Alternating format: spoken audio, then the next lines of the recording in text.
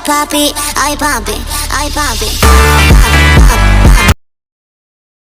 याद रखना, बॉस के सारे स्किल से बचना है। मैं अंदर जा रहा हूं। जियांग फेई और इजाबेला ने बाकी सबके आने से पहले ही चार्ज किया और फाइट शुरू कर दी।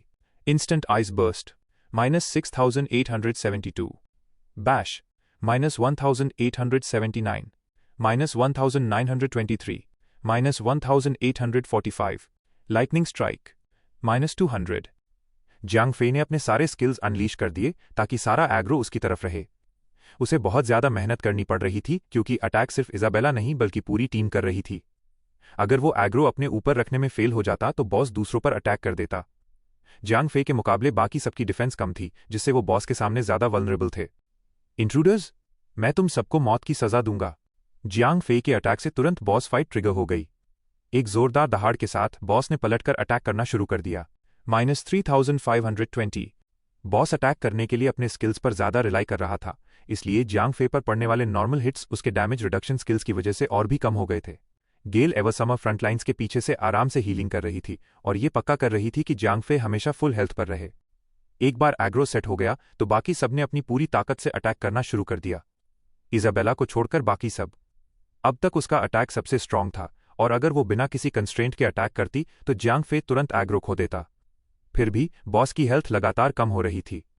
जियांग फे की करंट टीम परफेक्ट नहीं थी, लेकिन उसका डैमेज आउटपुट बहुत पावरफुल था। जाओ फेंग का अटैक भले ही कम हो, लेकिन उसके फायर आर्ट स्कॉच के साथ जो 20% एक्स्ट्रा फायर डैमेज देता था, पूरी टीम का डैमेज बूस्ट हो गया था।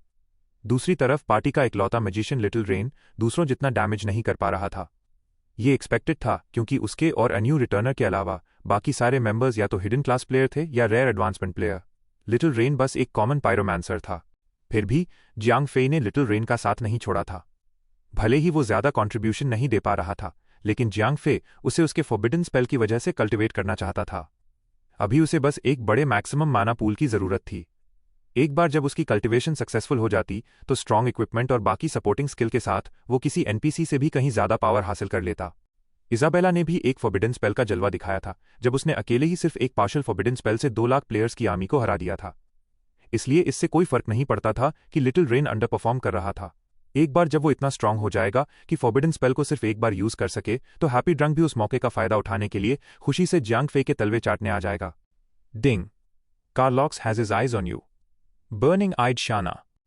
सिस्टम वार्निंग नोटिफिकेशन सबकी विजुअल फीड पर पॉपअप हुआ जब वो सब फाइट करने में बिजी थे। बर्निंग आइड शाना को टारगेट चुना गया था और उसके किसी भी एक्शन से एग्रो तुरंत उसकी तरफ शिफ्ट हो जाता। बर्नट आई, रुक जाओ, जियांग फे चिल्लाया। समझ गया गिल्ड मास्टर, ये इफेक्ट कितनी देर तक रहेगा? बर्निंग आइड शाना ने पूछा क्योंकि वो इफेक्ट काफी देर से एक्टिव था और वो बोर हो रहा था। शाना के सिर के ऊपर से डीबफ आइकॉन हट नहीं रहा था। मुझे नहीं पता, जियांग फे ने कहा और तुरंत बॉस की तरफ पलटकर अटैक करना कंटिन्यू रखा। सच तो ये था कि उसे उस स्किल इफेक्ट के बारे में नहीं पता था क्योंकि इजाबेला ने एक ही हिट में बॉस को मार दिया था। हा, डरो, भागो, दूर भाग जाओ छोटे कीड़ों। जब बॉस 80% हेल्थ पॉइंट थ्रेशोल्ड पर पहुंचा तो उसने दहाड़ मारी और तुरंत गोल घूमते हुए पावरफुल शॉकवेव्स रिलीज की जिससे सब पीछे की तरफ फेंका गए। जियांग फे भी 10 मीटर्स दूर जाकर गिरा। जियांग फे को लगा कि कुछ होने वाला है और उसने सबको वार्न कर दिया। ध्यान रखना, बॉस डेथ रे यूज करने वाला है, अपनी पोजीशन का ध्यान रखो। गले एवरसमर ने तुरंत अपनी इंस्टेंट मास हीलिंग यूज की और बॉस के नॉकबैक अटैक से कम हुई हेल्थ को रिस्टोर कर दिया। फ्यू। जब बॉस ने घूमना बंद किया तो वो बर्निंग आइड शाना की तरफ पलटा और उसे घूरने लगा।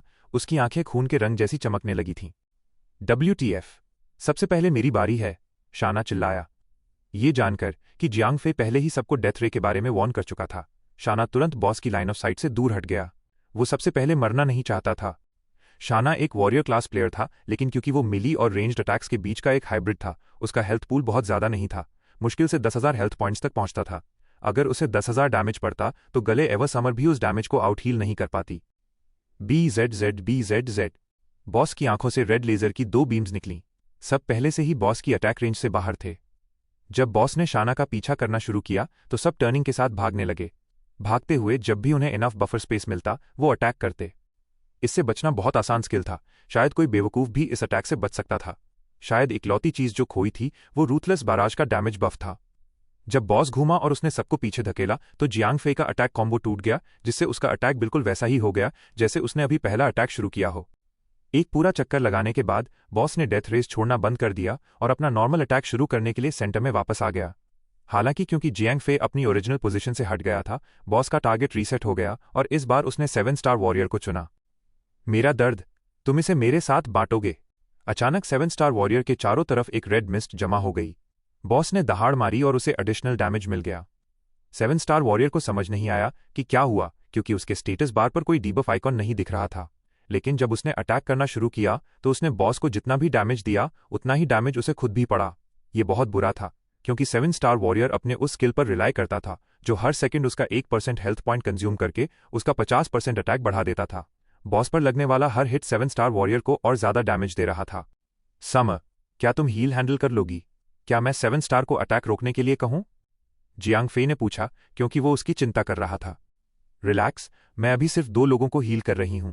ये मेरे लिए कुछ भी नहीं है, गले एवर समर ने गर्व से कहा। अगर जियांग फे उसके डैमेज के बारे में पूछता तो शायद वो कुछ और कहती, लेकिन क्योंकि बात उसकी हील की थी तो उसके पास कहने के लिए नो प्रॉब्लम के अलावा और कुछ नहीं था। एवर समर की सुपर हीलिंग कैपेबिलिटी के साथ बॉस ने 7 स्टार वॉरियर पर जो स्किल यूज किया था वो उसके लिए पूरी तरह वेस्ट था। मौत तुम्हारे लिए आएगी। अचानक से बॉस ने जियांग फे को पूरी तरह इग्नोर कर दिया और गले एवर समर का पीछा करने लगा। जैसे ही वो उसके पास पहुंचा, उसने अपनी उंगलियों से जमीन की तरफ इशारा किया जहां वो खड़ी थी। उसके पैरों के नीचे एक ब्राइट रेड सर्कल बन गया और उसमें से खून निकलने लगा। भागो, सी ऑफ ब्लड आ रहा है, जियांग फे चिल्लाया। गले एवर समर बाकी सारे रेंज्ड अटैकर्स के साथ खड़ी थी, इसलिए जमीन से निकले उस सी ऑफ ब्लड ने सारे रेंज्ड अटैकर्स को अपनी चपेट में ले लिया था। इससे न सिर्फ उन प्लेयर्स को डैमेज पड़ा, बल्कि बॉस का डैमेज भी 25% बढ़ गया। जब जियांग फे की आवाज सबके कानों में पड़ी तो वो इमीडिएटली पलटे और सी ऑफ ब्लड से बाहर भाग गए। एवर समर ने भागते हुए भी एक हीलिंग स्पेल कास्ट कर दिया था। कई इंस्टेंट हीलिंग स्किल्स होने का यही बेनिफिट था। किसी को स्पेल चैनल करने के लिए रुकने की रिक्वायरमेंट नहीं थी। Ding, Carlox has his eyes on you. Gale Ever Summer. Oh no, Summer, healing stop करो, जियांग फे चिल्लाया। जैसे ही सारे ranged player sea of blood से बाहर निकले, बॉस ने एवर समर को ऑब्जर्व करने के लिए चूज कर लिया था। ओह क्रैप, एवर समर ग्रंट की। उसने कभी नहीं सोचा था कि बॉस पूरी टीम में से एक हीलर को पिक करेगा। उसके बिना कोई हीलिंग नहीं हो पाती। अगर उसने हीलिंग स्टॉप करने से रिफ्यूज किया तो बॉस जियांग फे पर अटैक रोककर उसके पीछे चेस करने लगेगा। वॉर ब्रदर और शाना, अपने स्किल्स यूज मत करना। बाकी सब अपनी हेल्थ रिस्टोर करने के लिए पोशंस पर स्विच करो। उस मोमेंट जियांग फे कुछ नहीं कर सकता था। टीम की इकलौती हीलर पहले ही बॉस की साइट में आ चुकी थी। अगर जियांग फे के पास 40 लोगों की टीम होती तो एक हीलर का फंसना इतनी बड़ी प्रॉब्लम नहीं होता। पैनिक मत करो, मैं अपना बफ चेंज करने वाला हूं, जाओ फेंग सडनली चिल्लाया जब सब अपनी होप खो चुके थे। हे हेवन एंड अर्थ, मुझे लाइफ की अथॉरिटी ग्रांट करो। Life transfer. जाओ फेंग ने अपना पहला स्किल एक्टिवेट किया और जियांग फे को रिस्टोर करने के लिए अपने टोटल हेल्थ पॉइंट्स का 50% ट्रांसफर कर दिया। ये टेम्पररी हीलिंग थी और अगर जाओ फेंग इसे दोबारा यूज करता तो वो खुद को किल कर लेता। Spiritual burst. जाओ फेंग ने नेक्स्ट स्किल वो यूज किया जो उसने लेवल 30 पर ऑब्टेन किया था। इस स्किल का इफेक्ट नेक्स्ट एक्टिवेट होने वाले स्किल को इंस्टेंट कास्ट बना देना था। Blood art release. वो स्किल जिसका कास्टिंग टाइम 2 मिनट्स होना चाहिए था, अब बस इतने टाइम में कास्ट हो गया जितना टाइम जाओ फेंग को वो 3 वर्ड्स चांट करने में लगा। Blood art life plunder. Time remaining 10 minutes. Blood art life plunder. Damage taken will be stored in a separate gauge which will produce a barrier that will further absorb damage. खुद जाओ Feng के besides इस skill ने 4 और targets को affect किया था। जाओ फेंग ने जो टारगेट्स चूज किए थे वो जियांग फे, लेडी कासानोवा, लिटिल रेन और गले एवर समर थे। उसने इन्हें क्यों चूज किया, इसका एक अच्छा रीजन था। पहला जियांग फे था क्योंकि सिर्फ वही बॉस को टैंक कर रहा था। 7 स्टार वॉरियर और बर्निंग आइट शाना को उनके खुद के स्किल्स की वजह से इस स्किल इफेक्ट से एक्सक्लूड रखा गया था। ये स्किल सिर्फ एक्सटर्नल सोर्स से मिलने वाले डैमेज को अब्जॉर्ब करता, खुद से मिलने वाले डैमेज को नहीं। ये स्किल उन दोनों के लिए इफेक्टिव नहीं होता क्योंकि उनके खुद के स्किल्स उनके ही हेल्थ पॉइंट्स कंज्यूम करते थे। सर्वाइव करने के लिए उन दोनों को बस अटैक स्टॉप कर देना चाहिए था और अपने स्किल्स डीएक्टिवेट कर देने चाहिए थे। अ न्यू रिटर्नर को भी जाओ फेंग के स्किल से एक्सक्लूड रखा गया था क्योंकि वो बस यूजलेस था। वो मॉन्स्टर से फाइट करने में शायद यूजफुल हो सकता था, लेकिन बॉस फाइट पर उसके होने या ना होने से कोई इफेक्ट नहीं पड़ता। उसे स्किल से प्रोटेक्ट करना वेस्ट होता। जाओ फेंग के सपोर्ट के साथ जियांग फे के लिए बॉस का अटैक रिड्यूस हो गया था। ब्लड पूल के गैदर्ड चार्ज के साथ जियांग फे अब लॉन्गर टाइम तक लास्ट कर सकता था। जब तक बॉस के पास 50% हेल्थ बची, उसने दोबारा डेथ रे यूज कर लिया। इस बार पहली टारगेट गेल एवर समर थी। प्रीवियस यूज के एक्सपीरियंस से एंटायर टीम इस स्किल का मैकेनिज्म समझ चुकी थी। एक बार जब बॉस डेथ रे एक्टिवेट करता तो वो अपने फर्स्ट टारगेट की डायरेक्शन में देखता और टर्न कर जाता। क्योंकि टीम में 40 की जगह सिर्फ फ्यू प्लेयर्स थे, कोई भी कंफ्यूज नहीं था और सब इजीली इस स्किल को इवेड कर सकते थे। इमेजिन करो अगर उस रूम में 40 प्लेयर्स होते और बिना किसी प्रॉपर लीडरशिप के इधर उधर रन कर रहे होते तो प्लेयर्स के किल होने के चांसेस बहुत हाई होते। जब डेथ रे एंड हुआ तो एंटायर टीम ने उस छोटे से टाइम फ्रेम में अपनी पूरी ताकत से अटैक किया। उन्हें कुछ टाइम से हीलिंग रिसीव होना स्टॉप हो गया था और हर कोई अपनी लिमिट पर था। 7 स्टार वॉरियर और बर्निंग आइड शाना अपने डैमेज को फुली मैक्सिमाइज नहीं कर पा रहे थे क्योंकि उनके हेल्थ पॉइंट्स बहुत डेंजरस लेवल तक ड्रॉप हो रहे थे। जियांग फे भी अच्छी सिचुएशन में नहीं था। उस पॉइंट पर उसे अपने हीलिंग स्किल पर रिलाई करना पड़ा। Blood pool plus 38,916। बॉस का स्किल यूसेज एक साइकिल बाय साइकिल सीक्वेंस लग रहा था। डेथ रे के बाद boss sea of blood use करता। क्योंकि गले एवर समर उस मोमेंट हील या अटैक नहीं कर सकती थी, एंटायर टीम मरने की वर्ज पर थी। Ding. Carlox has his eyes on you. Lady Casanova. Miss Casanova, stop. Summers, हमें क्विक हील करो। सब इसी मोमेंट का वेट कर रहे थे। अगर बॉस अपने स्किल से समर को ही टारगेट करने पर इंसिस्टेंट रहता तो एंटायर टीम वाइप क्लीन हो जाती। Moon god's grace. डेथ को फेस करते हुए गले एवर समर ने कामली अपना एक long cool down skill activate कर दिया।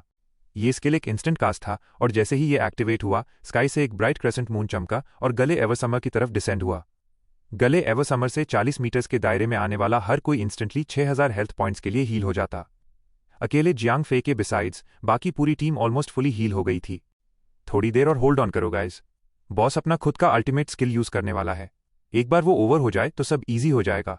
जियांग फे ने टीम को मोटिवेट करने के लिए चिल्लाया। एग्रो कन्फ्यूजन के फियर की वजह से जियांग फे ने फाइनली इजाबेला को गो ऑल आउट करने अलाउ कर दिया। इन ऑल फेयरनेस, एक बार जब इजाबेला को गो ऑल आउट करने की परमिशन मिली तो बॉस को डील होने वाला डैमेज बहुत ज्यादा सिग्निफिकेंट हो गया था। जल्द ही बॉस दोबारा डेथ रे यूज करने वाला था। डेथ रे यूज होने के बाद सी ऑफ ब्लड कास्ट किया गया। इस बार बॉस ने अपना टारगेट चेंज नहीं किया।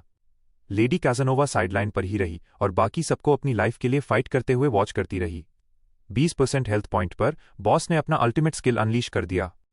ब्लड गॉड, मैं आपसे प्रे करता हूं, मुझे ब्लड की पावर से ब्लेस करो। इन दुश्मनों को डेथ दे दो। एस एस एस एस एस। सी ऑफ ब्लड मिस्ट में टर्न होने लगा और देखते ही देखते पूरा रूम रेड मिस्ट से फिल हो गया। उस मोमेंट सबको पता था कि फाइनल फाइट स्टार्ट होने वाली है। मरने से पहले फाइट फिनिश करने के लिए उन्हें अपनी पूरी स्ट्रेंथ लगाकर अटैक करना था। -2000 -2000 2000 डैमेज जियांग फे के लिए कोई बड़ी बात नहीं थी। हाउएवर, रूम में मौजूद हर किसी के पास किसी गोलायत जितने हेल्थ पॉइंट्स नहीं थे। लिटिल रेन और जाओ फैंग करंटली टीम के 2 वीकेस्ट प्लेयर्स थे जिनके पास सिर्फ 7000 से 8000 हेल्थ पॉइंट्स थे। वो 5 सेकंड्स भी लास्ट नहीं कर पाते। हम ये फाइट कैसे कंटिन्यू करें? जियांग फे पैनिक हो गया। बॉस का पैसिव स्किल हर किल पर 20% हेल्थ पॉइंट्स रिस्टोर कर लेता। उसे अपनी हेल्थ फुली रिकवर करने के लिए सिर्फ 4 डेथ्स की नीड थी। रिलैक्स, मैं हूं ना, गले एवर समर ने एक कॉन्फिडेंट हिंट के साथ कहा। Moon god's blessing. मिस्ट के मिडिल में एक ब्राइट लाइट सॉफ्टली शाइन हुई और उसने लाल रंग को सफेद में चेंज कर दिया जैसे वो उसे प्योरीफाई कर रही हो। +2000 +2000 +2000। इस स्किल इफेक्ट ने टोटल 8 सेकंड्स तक 2000 हेल्थ पॉइंट्स रिस्टोर किए। इवन दो ये बॉस के अल्टीमेट स्किल से 2 सेकंड शॉर्टर था, लेकिन ये एंटायर टीम के लिए बहुत यूजफुल था। राइट, चलो इस फाइट को एंड करते हैं, जियांग फे चिल्लाया। सब बहुत एक्साइटेड थे क्योंकि फाइनल बॉस किल होने वाला था। जियांग फे से कंपेयर करें तो बाकी किसी ने भी पहले कभी हीरोइक डिफिकल्टी डंजन क्लियर नहीं किया था। अर्ग, ब्लड गॉड तुम्हारी लाइफ लेकर रहेगा। बॉस के अल्टीमेट स्किल का थ्रेट ना होने पर उसे किल करने में लिटरली अब कोई डिफिकल्टी नहीं थी। इवन दो बॉस ने बर्जर्क गेन कर लिया था, जियांग फे किसी रॉक जितना हार्ड था, वो सारा फिजिकल डैमेज टेक कर लेता और अनस्केथ बच निकलता। एडिशनली उनके पास एवर समर थी जो अब तक की बेस्ट हीलर थी। जब जियांग फे लूट पिकअप करने गया तो वहां एक ऐसा सरप्राइज था जिसे जियांग फे ने भी एंटिसिपेट नहीं किया था। इससे पहले जब कोई बॉस किल होता था तो वो कभी भी एक से ज्यादा gold grade legendary tier equipment drop नहीं करता था, लेकिन वहां एक लाइट थी, एक red light. The Observer's Eye Patch, Cloth Armor, Ancient, Physical Defense +10, Magic Defense +10, Vitality -40, Intelligence +40, Magic Damage +15%. Equip, grants the status, Ultra Casting, increases magic damage by 100%. Mana cost for all skills is increased by 200%. 1 second cooldown time between status reactivation. Level requirement 32. WTF, ये तो OP है, equipment stats और skill effect पढ़ते हुए Jiang Fei चिल्लाया। ये पहली बार था जब उसने किसी इक्विपमेंट में नेगेटिव एट्रीब्यूट देखा था। मैजिशियंस की वाइटैलिटी वैसे ही कम होती है और ये इक्विपमेंट उसे भी चूस लेना चाहता था। इसके बदले में इक्विपमेंट का 40 इंटेलिजेंस स्टैट इतना स्ट्रांग था जैसे 2 एपिक टियर इक्विपमेंट पहन रखे हों। साथ ही 15% एक्स्ट्रा मैजिक डैमेज किसी अटैक बेस्ड मैजिशियन के लिए बहुत यूजफुल था। इसके स्किल का तो क्या ही कहना। अल्ट्राकास्टिंग, एक ऐसा स्किल जो डैमेज बढ़ाने के बदले माना कॉस्ट बढ़ा देता है। ऐसा स्टेटस इफेक्ट इतना जबरदस्त था कि पीवीपी और बॉस फाइट्स दोनों में बहुत काम आ सकता था। अगर प्लेयर अच्छा हो तो वो अपनी जान दांव पर लगाकर रॉ पावर हासिल कर सकता था। क्या बढ़िया ट्रेड ऑफ था। हो लिटिल रेन, ये तुम्हारा है। जियांग फे हंसा और उसने आई पैच को लिटिल रेन की तरफ उछाल दिया क्योंकि टीम में वही इकलौता मैजिशियन था जो अच्छा डैमेज दे सकता था। एंशिएंट टियर हेल्म गियर के अलावा बॉस ने 2 वायलेट ग्रेड इक्विपमेंट भी ड्रॉप किए थे, एक सिंगल हैंडेड सॉर्ड और एक pair of cloth armour boots. Sword shield वाले गार्डियन एन्यू रिटर्नर को दे दी गई और बूट्स एवरसमर को मिले क्योंकि उनमें हीलिंग एनहांसमेंट एट्रीब्यूट्स थे। डंजन खत्म हो चुका था और जियांग फे ने जल्दी से चेक किया तो पता चला कि लिटिल रेन, जिसका लेवल डंजन शुरू होने से पहले सबसे कम था, उसने 2 लेवल्स बढ़ा लिए थे। बाकी सबने भी कम से कम 1 लेवल तो बढ़ाया ही था। जियांग फे का अपना कोई लेवल नहीं बढ़ा था और वो अभी भी लेवल 42 पर था, जबकि लिटिल रेन लेवल 37 पर था, बिल्कुल जाओ फेंग की तरह। गेल एवरसमर डंजन के फाइनल बॉस के मरने के बाद ही लेवल 38 पर पहुंची थी।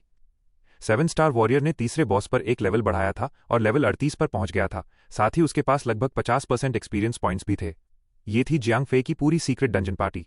हालांकि पार्टी का एवरेज लेवल रिक्वायर्ड लेवल से थोड़ा कम था, लेकिन इजाबेला का पावरफुल अटैक और जियांग फे का अपना डीमन मॉर्फ इस लेवल के गैप को कवर कर सकते थे। यही सोचकर जियांग फे ने सीक्रेट डंजन ट्राई करने का फैसला किया। ठीक है, डंजन पूरा हो गया। तुम लोगों को डंजन मैकेनिक और बॉस फाइट्स के बारे में पता चल गया है। अब बाकी मेंबर्स को ले जाओ और एलीट डिफिकल्टी रन करो, जियांग फे ने लेडी कैसनोवा से कहा।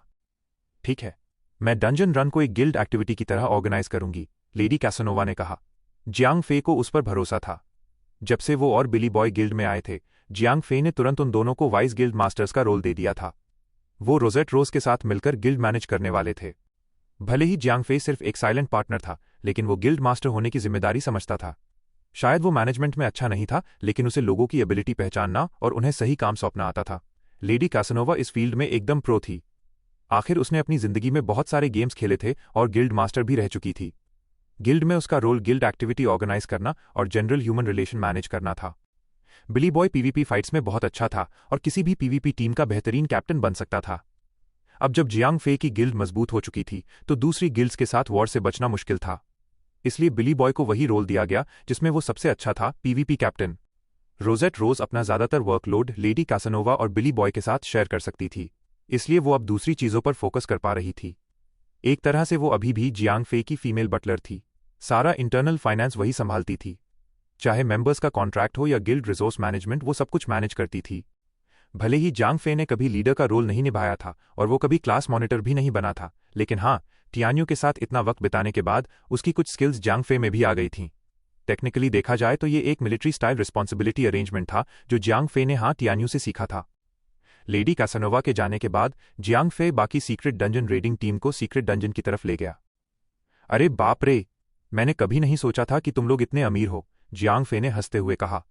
ऐसा इसलिए था क्योंकि बाकी सबके पास माउंट के तौर पर 1000 गोल्ड हॉर्स था।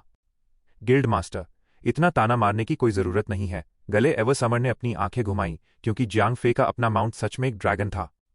उन घोड़ों के मुकाबले जियांग फे के जुवेनाइल स्काईग्लाइडिंग ड्रैगन की वैल्यू 1000 गोल्ड हॉर्स से कम दोगुनी थी। मुझे तुम लोगों से कंपेयर मत करो। मेरी तो किस्मत अच्छी थी जो मुझे ये बॉस ड्रॉप से मिल गया। मैं कभी कोई महंगा माउंट नहीं खरीदता, जियांग फे ने हंसते हुए कहा। उसे पता था कि उसका अपना ड्रैगन उन सुनहरे घोड़ों से 1000 गुना ज्यादा कूल था। भाई आगे चलो, हम सब तुम्हारा ही वेट कर रहे हैं, जाओ फेंग बोर होते हुए चिल्लाया। उड़ने के बजाय जियांग फे ने पार्टी के बाकी लोगों के साथ जमीन पर ही ड्रैगन की सवारी करने का फैसला किया, लेकिन उसका माउंट घोड़ों से कहीं ज्यादा तेज था। कुछ सेकंड्स दौड़ने के बाद ही जियांग फे को रुककर उनके लिए 1 मिनट से ज्यादा वेट करना पड़ता था। ऐसा कई बार हुआ जब तक कि जियांग फे खुद बोर नहीं हो गया। एक काम करो, मुझसे इस लोकेशन XXX पर मिलो, मैं एंट्रांस पर तुम धीमे चलने वालों का वेट करूंगा। इस तरह चढ़ाते हुए जियांग फे आसमान में उड़ गया और पीछे बस धूल का गुबार छोड़ गया। टीम के बाकी लोग थोड़ा चिढ़ गए और 20 मिनट्स बाद ही सीक्रेट डंजन के एंट्रेंस पर पहुंचे। थोड़ा रेस्ट कर लो, फिर हम डंजन के अंदर चलेंगे। वैसे बता दूं, मैं भी पहली बार इस सीक्रेट डंजन में जा रहा हूं, इसलिए मुझे कोई आइडिया नहीं है कि अंदर हमारा सामना किससे होने वाला है। Ding, you have entered a secret dungeon, the eunuchs tomb. Jiang Fei ने सबसे पहले एक बड़ा अंडरग्राउंड स्ट्रक्चर देखा। वो जगह बहुत अंधेरी और सीलन भरी थी, वहां रोशनी ना के बराबर थी।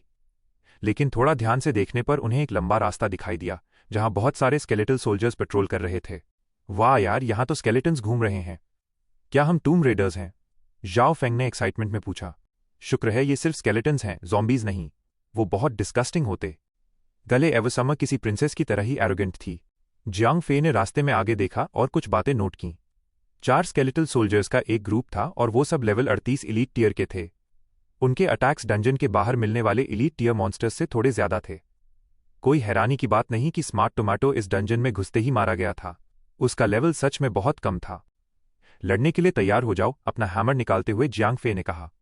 वो चारों स्केलेटल सोल्जर्स कुछ भी नहीं थे, टीम ने उन्हें आराम से मार दिया। लेकिन इन स्केलेटल सोल्जर्स का एक हिडन गिमिक था। जब वो नष्ट होकर हड्डियों के ढेर में बदल गए तो वो टूटी हुई हड्डियां जमीन पर जोर से हिलने लगीं और फिर एक दूसरे की तरफ उड़कर एक और भी बड़ा मॉन्स्टर बन गईं। Demonic skeletal war general specter advanced elite level 40, health points 35,000, attack power 4,500, skills cleave smash. Jiang Fei ने उस विशाल और न्यूली फॉर्म्ड स्केलेटन को देखा। हालांकि उसका साइज पहले से काफी बड़ा था, लेकिन वो सिर्फ एक एडवांस्ड एलीट मॉन्स्टर था और जियांग फे या ग्रुप के लिए कोई खतरा नहीं था। कुछ ही हिट्स में डिमोनिक स्केलेटल वॉर जनरल मारा गया। इस बार वो दोबारा रिवाइव नहीं हुआ। ऐसा लग रहा था कि वो हमेशा के लिए खत्म हो गया है। ग्रुप फिर आगे बढ़ गया। सीक्रेट डंजन के एंट्रेंस पर छोटे मॉन्स्टर्स को हराना ज्यादा मुश्किल नहीं था। वो सब 4 के ग्रुप्स में आए थे। हालांकि इन मॉन्स्टर्स को मारना थोड़ा ट्रबलसम था, क्योंकि मरने के बाद वो हमेशा एक बार रिवाइव होते थे। लेकिन इसका फायदा जियांग फे और बाकी लोगों को ही हुआ, क्योंकि इसका मतलब था कि उन्हें एक्स्ट्रा एक्सपीरियंस पॉइंट्स मिले। आखिर ये एक लेवल 40 सीक्रेट डंजन था। ना सिर्फ जियांग फे को पूरे एक्सपीरियंस पॉइंट्स मिल रहे थे, बल्कि बाकी सबको भी उनके लेवल डिफरेंस की वजह से एक्सपीरियंस पॉइंट्स का एडिशनल बूस्ट मिल रहा था। इसलिए सब बहुत खुश थे। ये सीक्रेट डंजन तो मेरी सोच से भी ज्यादा आसान है, मॉन्स्टर से लड़ते हुए 7 स्टार्स वॉरियर ने कहा। केयरफुल रहना। हालांकि ये 5 लोगों के लिए बना हीरोइक मोड है, लेकिन ये अभी भी एक लेवल 40 डंजन है। इसकी overall difficulty bottom of the blood pool के हीरोइक मोड से जरा भी कम नहीं होगी, जियांग फे ने समझाया। ग्रुप आगे बढ़ता रहा। जल्दी ही वो रास्ते के एंड तक पहुंच गए। हे डिमोनिक स्केलेटल वॉर जनरल दरवाजे को गार्ड कर रहा है। पता नहीं मरने के बाद ये अजीब मॉन्स्टर्स क्या बन जाएंगे, जाओ फेंग ने हंसते हुए कहा। तभी जियांग फे और बाकियों के सामने 4 डिमोनिक स्केलेटल वॉर जनरल्स का एक ग्रुप आ गया, जो रास्ते के एंड से पहले गार्ड कर रहे थे। रास्ते के दूसरी तरफ जाने के लिए उन्हें इन मॉन्स्टर्स को मारना ही था। एवर समर, अपनी हीलिंग रेडी रखना। मैं अंदर जा रहा हूं। जियांग फे ने एवर समर को आवाज लगाई और एक ही जंपिंग स्लैश के साथ मॉन्स्टर से लड़ने के लिए आगे बढ़ गया। Rapid Frost burst -7,521, -7,684, -7,769, -7,581। चूंकि जियांग फे का रैपिड फ्रॉस्ट बर्स्ट उसके हेल्थ पॉइंट से लिंक्ड था, इसलिए डैमेज आउटपुट बहुत जबरदस्त था। इसके अलावा ठंडी हवा के झोंके ने उन चारों छोटे मॉन्स्टर्स को अपनी जगह पर फ्रीज कर दिया था। Flame burst. इजाबेला का अटैक तुरंत इसके पीछे आया और उसने चारों मॉन्स्टर्स में से हर एक को लगभग 15,000 क्रिटिकल डैमेज दिया। जल्दी ही लिटिल रेन का अटैक भी मॉन्स्टर्स पर जा लगा।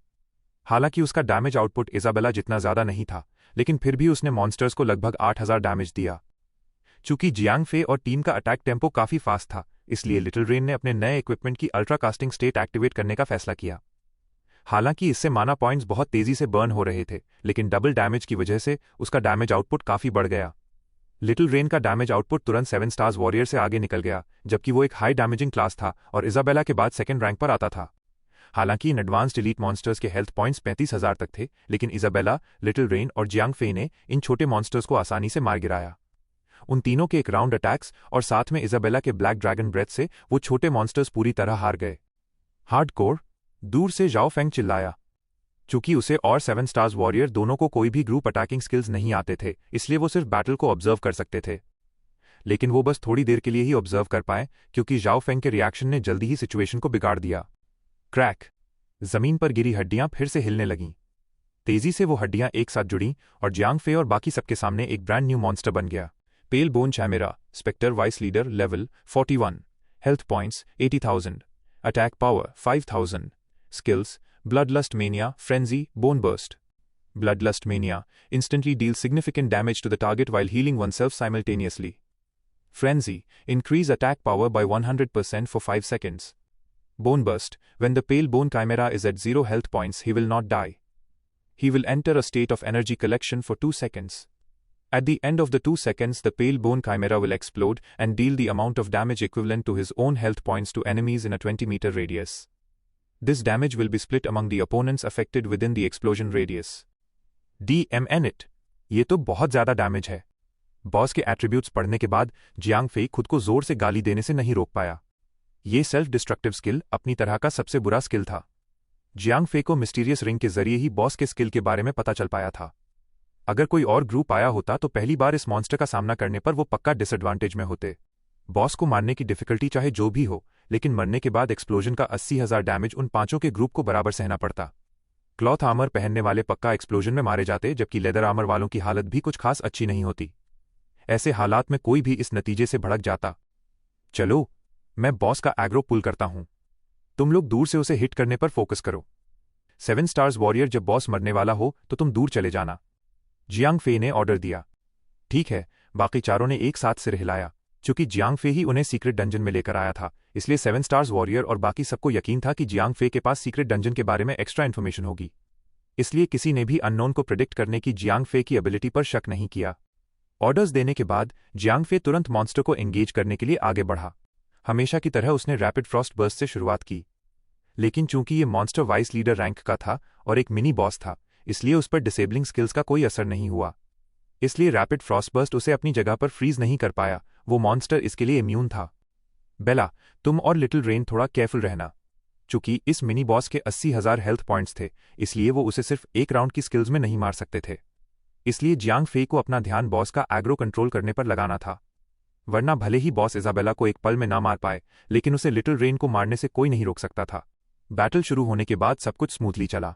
आखिर वो सिर्फ एक मिनी बॉस था। हालांकि उसकी अटैक पावर काफी ज्यादा थी और फ्रेंजी एक्टिवेट करने के बाद 10,000 तक जा सकती थी, लेकिन जियांग फेई के पास अभी भी बहुत स्ट्रॉन्ग फिजिकल डैमेज रिडक्शन था। इसलिए पेल बोन चिमेरा जियांग फेई को ज्यादा से ज्यादा 7,000 डैमेज ही दे सकता था। अगर जियांग फेई अकेले सीक्रेट डंजन में आया होता तो ये सच में उसके लिए खतरा हो सकता था, लेकिन जियांग फेई अपनी टीम के साथ आया था। गले एवरसमर जैसी स्ट्रॉन्ग हीलर के होते हुए जियांग फेई को चिंता करने की कोई बात नहीं थी।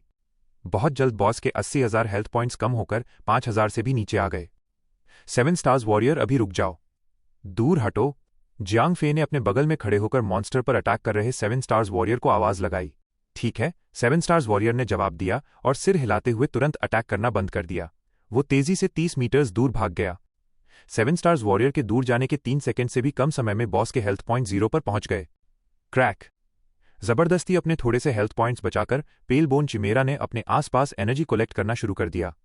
ऐसा कोई तरीका नहीं था जिससे जियांग फेई 2 सेकंड्स में 20 मीटर्स दूर भाग सके। इंटरसेप्ट! जियांग फेई ने 7 स्टार्स वॉरियर पर अपनी इंटरसेप्ट स्किल इनिशिएट की, जो अभी भी दूर भाग ही रहा था। एक पल में जियांग फेई 7 स्टार्स वॉरियर के बगल में आ गया। 7 स्टार्स वॉरियर हैरान रह गया। उसे समझ नहीं आ रहा था कि क्या हो रहा है। जल्दी भागो! जियांग फेई ने 7 स्टार्स वॉरियर को अपने साथ खींचा और वो बॉस से दूर भागने लगे। जैसे ही जियांग फेई और 7 स्टार्स वॉरियर 20 मीटर्स के रेडियस से बाहर निकले, बॉस अचानक से डिसअसेंबल होने लगा। सबकी आंखों के सामने एक तेज हरी लाइट चमकी और हड्डियां हर तरफ उड़ने लगीं। अगर वो दोनों जरा भी धीमे भागते तो एक्सप्लोजन की चपेट में पक्का आ जाते। अगर ऐसा होता तो उनमें से कोई भी जिंदा नहीं बचता। ये D*MNED मॉन्स्टर सच में ओवरपावरिंग है। ज़ाओ फेंग खुद से बड़बड़ाया। मुझे लगता है वहां कुछ है। गले एवरसमर की नजर बहुत तेज थी और उसने तुरंत बॉस की बची हुई हड्डियों में से एक को चमकते हुए देख लिया। मिनी बॉस भी एक बॉस ही होता है, वो पक्का कुछ न कुछ तो ड्रॉप करेगा ही। जियांग फेई हंसा और उस चमकती हुई हड्डी की तरफ बढ़कर उसे उठा लिया। शफल!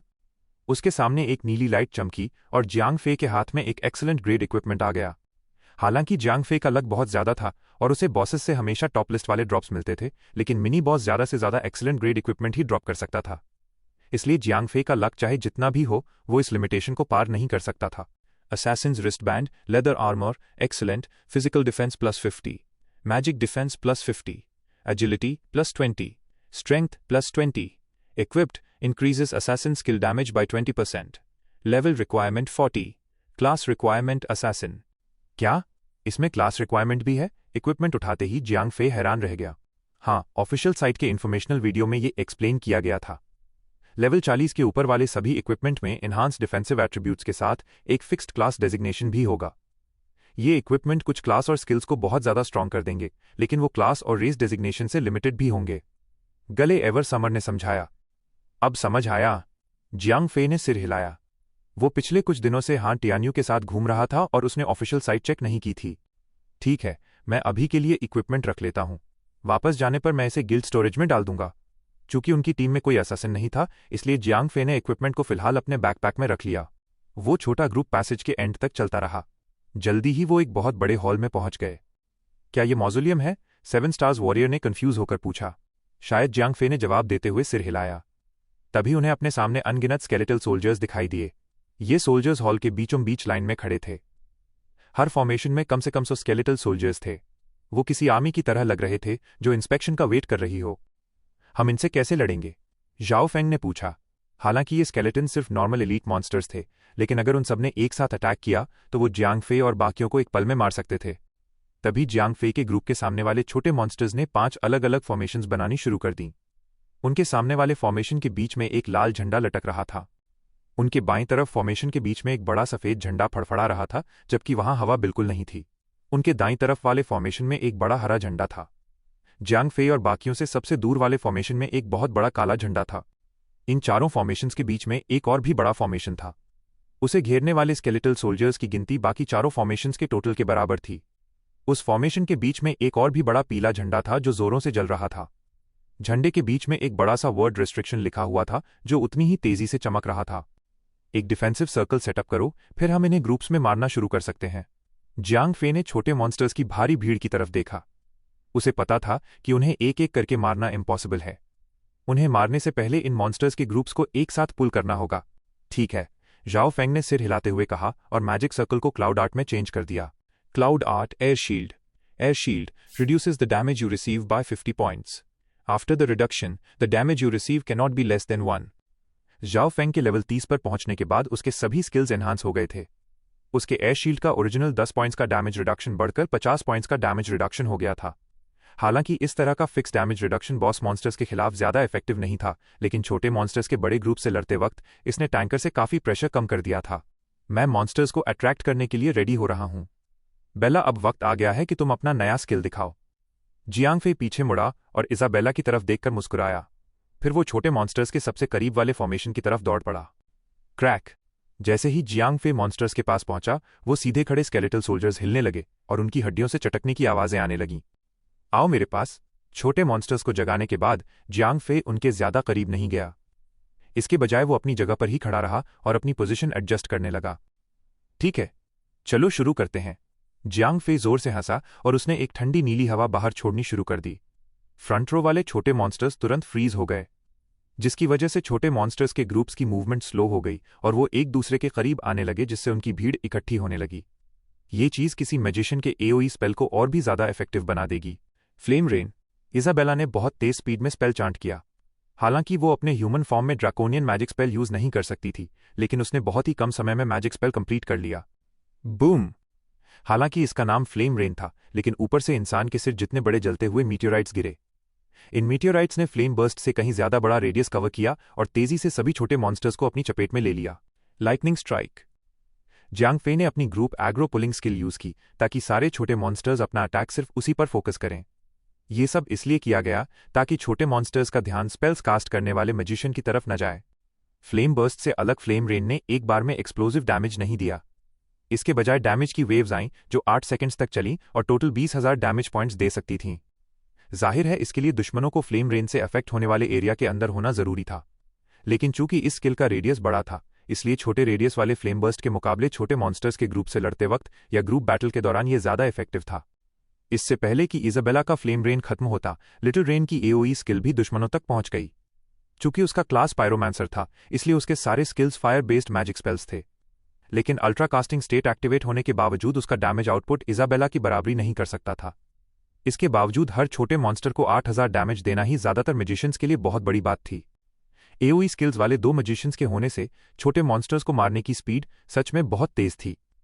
7 स्टार्स वॉरियर जैसे बाकी लोग जिनके पास एओई स्किल्स नहीं थे, वो बस उन गिने चुने छोटे मॉन्स्टर्स को मार रहे थे जो मैजिक स्पेल की रेंज से बच निकले थे। थोड़ी ही देर में बैटल खत्म हो गई। क्रैक! ये फिर से हो रहा है। जियांग फे और बाकी सब इन छोटे मॉन्स्टर्स के रिवाइव होने के पहले ही काफी आदी हो चुके थे। सब लोग अलर्ट रहना।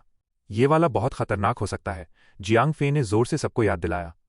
इससे पहले जिन मॉन्स्टर से वो लड़े थे वो सब 4 के ग्रुप्स में थे, इसलिए उनका कॉम्बिनेशन सिर्फ 4 से 1 का था। लेकिन अभी 100 छोटे मॉन्स्टर्स मिलकर एक कॉम्बिनेशन बना रहे थे। हड्डियां बहुत तेज स्पीड से जुड़ रही थीं। पलक झपकते ही 6 मीटर्स जितना लंबा एक विशाल पेल बोन जायंट बीस्ट उनके सामने खड़ा हो गया। इन स्केलेटल सोल्जर्स ने ह्यूमन शेप वाला कॉम्बिनेशन बनाना छोड़ दिया था। इसके बजाय वो एक बीस्ट की तरह बन गए। उस बीस्ट के पास मुर्गे का दिमाग, चिड़िया की ठुड्डी, सांप की गर्दन, मछली की पूंछ और चील के पंजे थे। उसकी पीठ पर हड्डियों के विशाल पंख भी थे। चूंकि उसके शरीर पर मांस का एक टुकड़ा भी नहीं था और वो पूरी तरह हड्डियों से बना था, इसलिए वो बीस्ट बहुत ज्यादा डरावना लग रहा था। क्रैक! बीस्ट ने अपने विशाल पंजे से जमीन पर वार किया, जिससे रोंगटे खड़े कर देने वाली तेज आवाज आई। उसी वक्त जमीन की सरफेस पर एक बहुत बड़ा गड्ढा बन गया। ऐसा लग रहा था मानो वो न्यूली फॉर्म्ड बॉस जियांग फे और उसकी टीम को अपनी पावर दिखा रहा हो। Bone chimera phoenix specter empowered leader, level 43, health points 300,000, magic attack power 8,800, skills hellflame decay, bone wing swipe, specter summon, life flame transfer. Hellflame, bone chimera phoenix spits fire in a radius in front of it. It inflicts significant flame damage on the opponents in the affected area and reduces the opponent's armor and magic resistance by 10%. This effect can be stacked 3 times. Decay lowers the target's attack and casting speed by 100%. The effect lasts for 30 seconds. Bone Wing Swipe flaps both wings to instantly deal twice the physical attack on the target, accompanied with a knockback effect. Spectre Summon, the Bone Chimera Phoenix will summon a teleportation door at the start of the battle. Skeletal soldiers will continually appear from the teleportation door in aid of the Phoenix. Life Flame Transfer. When the Bone Chimera Phoenix approaches death, it will ignite ghost flames to burn the surrounding remnant skeletons. For every skeleton burned, the Phoenix recovers 5% of its health points. It can only be used once. DMN It. एक level 40 monster सच में uncommon है। Monster के attributes check करने के बाद वो ठंडी सांस लिए बिना नहीं रह सका। हालांकि ये एक स्ट्रेंथेंड लीडर लेवल बॉस था, लेकिन इस बोन चिमेरा फीनिक्स को हैंडल करना bottom of the blood pool के हीरोइक मोड से भी ज्यादा मुश्किल था। जियांग फे को सिर्फ एक ही बात की खुशी थी कि ये सीक्रेट डंजन सिर्फ 5 लोगों का मोड था, इसलिए हेल्थ पॉइंट्स और अटैक पावर अभी भी मैनेजेबल लेवल पर थे। अगर दोनों एट्रीब्यूट्स 40 लोगों की डिफिकल्टी वाले होते तो उसके पास इजाबेला का ट्रांसफॉर्मेशन कूलडाउन खत्म होने का वेट करने के अलावा कोई ऑप्शन नहीं बचता। ये तो इंसेनली डिफिकल्ट है, उस विशाल हड्डियों वाले मॉन्स्टर को देखकर 7 स्टार्स वॉरियर चिल्लाया। हालांकि वो जियांग फे की तरह इसके एग्जैक्ट एट्रीब्यूट्स नहीं देख सकता था, लेकिन फिर भी वो मॉन्स्टर के हेल्थ पॉइंट्स देख सकता था। 5 लोगों के सीक्रेट डंजन की डिफिकल्टी के हिसाब से पहले बॉस बोन चिमेरा फीनिक्स के पास पहले से ही 30,000 हेल्थ पॉइंट्स थे। कोई बस सोच ही सकता था कि आगे लाइन में खड़े मॉन्स्टर्स कितने ज्यादा टफ होंगे। ठीक है, मैं इसे बाद में दीवार की तरफ पुल करूंगा। तुम सब पीछे से अटैक करना। अगर नए मॉन्स्टर्स आए तो बेला उन्हें अपनी तरफ पुल करना। एवर समर अपनी हीलिंग पर फोकस करना। बाकी लोग छोटे मॉन्स्टर्स को मारना। जियांग फे ने बैटल स्ट्रैटेजी डिसाइड करने से पहले थोड़ा सोचा। उनकी छोटी टीम के पास बाकियों के मुकाबले एक बहुत बड़ा एडवांटेज था। वो एडवांटेज इजाबेला थी, जो एक ह्यूमन शेप्ड पेट थी। इजाबेला के पास ना सिर्फ बहुत स्ट्रांग अटैक और डिफेंस था, बल्कि उसका इंटेलिजेंस लेवल भी बहुत हाई था। वो नॉर्मल प्लेयर्स की तरह जियांग फे के दिए हुए ऑर्डर्स को परफेक्टली फॉलो कर सकती थी। इजाबेला के हेल्थ पॉइंट्स जियांग फे से भी ज्यादा थे और उसे छोटे मॉन्स्टर्स के अटैक्स सहने में कोई प्रॉब्लम नहीं थी। इसलिए जब तक गले एवरसमर सबको हील करने पर फोकस करती, बॉस की फाइनल रिकवरी स्किल का कोई मतलब नहीं था। अगर ये लोगों का कोई और ग्रुप होता तो उन्हें शायद बॉस की स्किल समझने में अपना बहुत सारा टाइम और एफर्ट सैक्रिफाइस करना पड़ता। अगर वो ऐसा कर भी लेते तो भी उन्हें लगातार आ रहे छोटे मॉन्स्टर्स को डील करना पड़ता, क्योंकि वो उनकी गिनती बढ़ने नहीं दे सकते थे। ऐसे में उन्हें शायद ये पूरी मुसीबत 2 बार झेलनी पड़ती। इससे उनके पूरी तरह हारने के चांसेस बहुत बढ़ जाते। ठीक है, समझ गए? बाकी सबने जियांग फे के प्लान से अग्री करते हुए सिर हिलाया। ठीक है, हीलर ध्यान देना, मैं अब इससे लड़ने जा रहा हूं। चूंकि जियांग फे अब एक मैजिक अटैक बेस्ड मॉन्स्टर का सामना कर रहा था, इसलिए उसे ज्यादा उम्मीद नहीं थी। Jump slash. एक ही स्किल से जियांग फे तुरंत बॉस के सामने पहुंच गया। Rapid Frost burst -7128। बॉस का एग्रो पुल करने के बाद जियांग फे तुरंत अपने बाकी टीममेट्स की तरफ पीट करके मुड़ गया। वो बॉस को हॉल के कॉर्नर में ल्योर करते हुए धीरे धीरे पीछे हटने लगा। रोर। बॉस ने एक जोरदार चीख मारी और एक बहुत बड़ा फायरबॉल थूका।